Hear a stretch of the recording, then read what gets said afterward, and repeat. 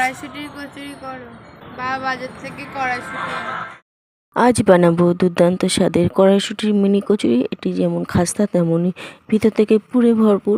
তো এর জন্য প্রথমে আমি কাঁচা লঙ্কা, আদা, জিরে, মৌরি, গোটা ধনে, গোলমরিচ একটা গোটা গোটা পেস্ট করে নিয়েছি। আটাটা নিয়ে নিয়েছি, তারপরে অল্প একটু লবণ ও জোয়ান, সাদা তেল দিয়ে ভালোভাবে ময়ম দিয়ে অল্প অল্প জল দিয়ে একটা ডো তৈরি করে নিয়েছি।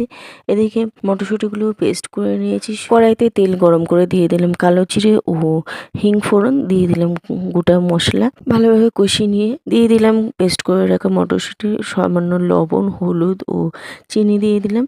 তার ভালোভাবে নাড়িচাড়ি পুরটা রেডি করে থেকে অল্প অল্প ছোট ছোট লেচি কেটে গোল গোল বাটি শেপ করে মটরশুঁটির পুরগুলো ভরে নিয়েছি, একদম ডিপ ফ্রাই করে নিয়েছি। তো রেডি হয়ে গেল দুর্দান্ত স্বাদের কড়াইশুঁটির কচুরি।